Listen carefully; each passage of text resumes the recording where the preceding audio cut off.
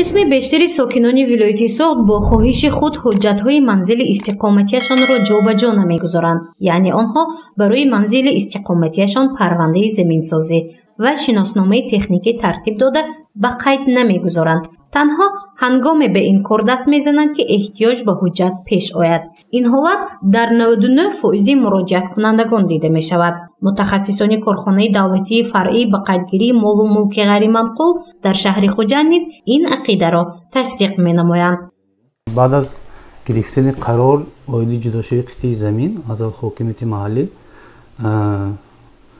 шаҳрвандон намедонанд ки аз куҷо замин ҷудо шудааст. чӣ тавр бояд кард? ба корхонаи мо муроҷиат мекунанд. мо ҳуҷҷатгузориро бо таври ариза сар мекунем. ба онҳо парвандаи заминсозӣ тартиб дода мешавад. баъд аз тартиб додани парвандаи заминсозӣ баъд шаҳодатномаи ба қайдгирии қитъаи замин мегирад. ариза ба худи ҳокимияти маҳаллӣ мешавад. баъд аз он ариза ба кумитаи идории замин меравад. кумитаи идории замин ҷои он шахсро муайян мекунад. баъд мо ба онҷо парвандаи заминсозӣ тартиб метиҳем. аз рӯи таҳлили мутахассисони корхонаи давлатии фаръӣ ба қайдгирии молу мулки ғайриманқул дар шаҳри Хуҷанд шумораи муроҷиаткунандагон ки тариқи ариза амалӣ карда мешавад давоми 9 моҳи соли 2020 нисбат ба ҳамин давраи соли гузашта кам шудааст. яъне агар соли 2019 5200 аризаи сокинони шаҳри Хуҷанд қабул шуда бошад, ин нишон дод дар ҳамин давраи соли 2020 4341 ададро ташкил медиҳад. сабаб пандемияи коронавирус аст. аз тарафи шаҳрвандон 4341 адад ариза қабул карда шуд. нисбат ба соли гузашта 900 адад кам мебошад ки ин сабабҳои худро дорад. аз ҳисоби ҳамин пандемия мегӯем ҳамин бошад ки имсол муроҷиати шаҳрвандон камтар ба қайд гирифта шуд. аз онҳо 171 адад шаҳодатнома ба қайдгирӣ гирифтанд оиди қитъаи замин. шаҳодатнома ба қайдгирии молу мулки ғайриманқул бошад 2472 адад ва иқтибос аз китоби ба қайдгирӣ 1514 ададро ташкил медиҳад.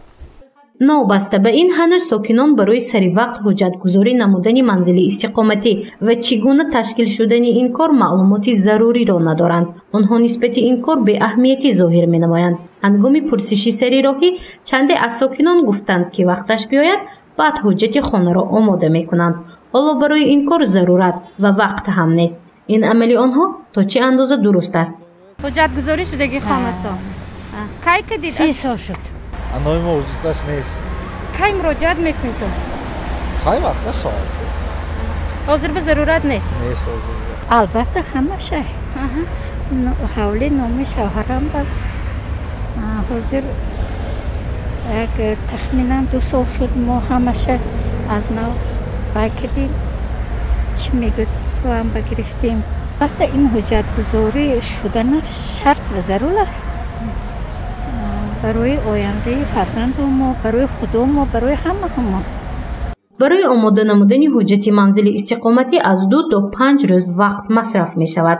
сокинон аввал бо ариза ба корхонаи давлатии фаръӣ ба қайдгирии молу мулки ғайриманқул муроҷиат менамоянд. сипас ба онҳо парвандаи заминсозию шиносномаи техникӣ омода карда мешавад ва он аз ҷониби шӯъбаи ба қайдгирии ин корхонаи давлатӣ сабт мегардад.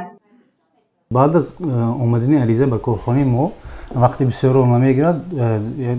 3-4 рӯзро вақт мегирад барои тартиб додани парванда. баъд аз мақомотҳои дахлдор мувофиқа карда мешавад. ин аз худи шаҳрвандон вобаста ки онҳо рафта имзои мӯҳри ва мақомотро гирифта мебиёнд. аз худи шаҳрвандон мондагӣ ин вобаста мебошад. маблағи ин аз вобаста аз масоҳати ҳамон қитъаи замин мебошад ёки барои тартиб додани шиносномаи техникӣ бошад. ҳам вобаста аз қитъаи замин, ҳам аз ҳамон биное ки сохта шуда вобаста мебошад. барои ҳамин ин муайян карда намешавад. вобаста прескурантҳои худашро дорад. ҳамҷур тартиб метиҳад. дониши пасти ҳуқуқӣ ва маърифатии сокинон боиси сари вақт ҳуҷҷатгузорӣ нагардидани манзилҳои истиқоматӣ мегардад. Чӣ бояд кард то мардум бо хоҳиши худ молу манзил ва чораҳояшонро ҳуҷҷатгузорӣ намоянд? ин кор ба манфиати худи сокинон ва соҳибони мулк аст, то дар оянда барои тақсимоти ҳавлию мерос ба муноқишаи хонаводагӣ оварда нарасонад.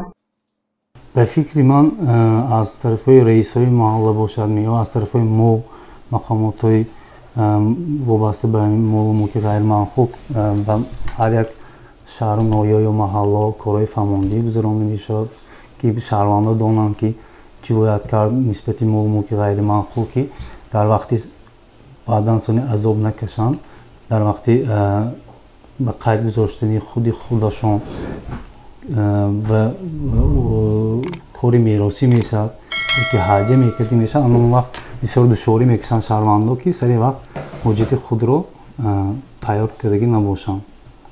гузориши мафнуншкур ва наимҷон Аюбов барои барномаи иттилоотии Хабар.